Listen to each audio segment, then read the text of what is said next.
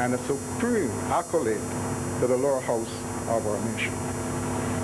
We offer the assurance, where it needed, that we shall not then be in session. The 350 years of our Parliament boasts at least one achievement unsurpassed elsewhere in that Commonwealth of Nations of which Your Majesty is head. That achievement is continuity. Even the United Kingdom, where Your Majesty from a great number of willing countries in the Commonwealth, which share our loyalty to you, have chosen to have your residence, yields to our country in that. The trauma of the long Parliament of England was not ours. Our trauma was in the scars of slavery and indentured labor and the rigors of a society where that labor was plundered by wealth and that wealth was controlled by narrow-landed and mercantile interests.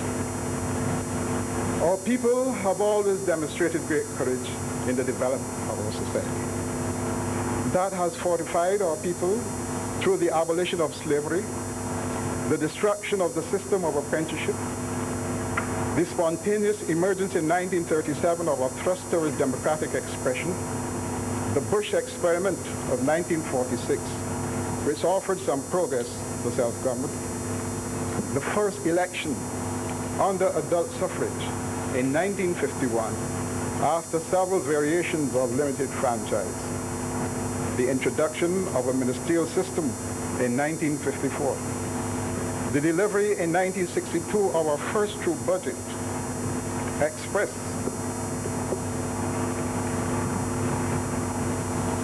the will of our people who were elected in the majority, and our independence in 1966, for which we tarried not long when the spirit of our people and that of our leaders unified in a demand for it. The principle of the Bill of Rights and the claim of rights were amply rededicated and celebrated in Your Majesty's presence and by Your Majesty last July at Westminster in the tercentenary of the 1688-89 revolutions.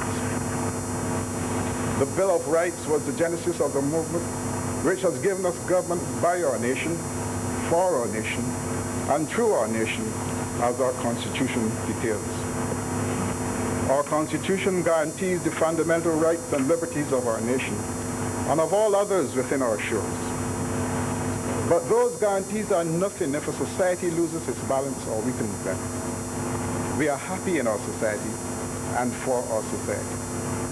We look to the future with courage and hope, assured of a vision and a consciousness that every man, woman, and child encompassed within our society,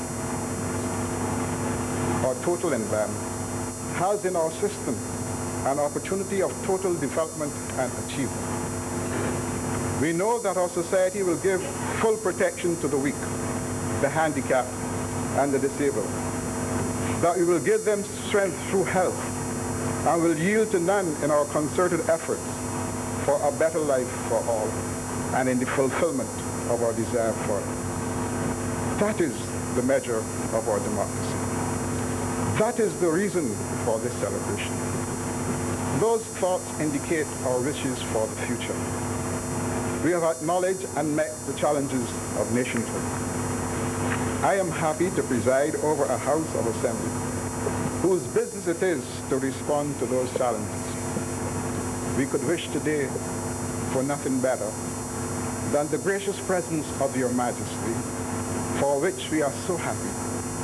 And we look forward to even more frequent expressions of your right to be with us, to whom you are so very well. The Speaker has just concluded his address. And now the Queen will reply to the two addresses. Viewers will notice the Speaker bedecked in robes and wig. In 1812, when the mace was bought, it was bought from a vote which included money for a silk robe for the Speaker as well. Mr. President and members of the Senate, Mr. Speaker and members of the House of Assembly,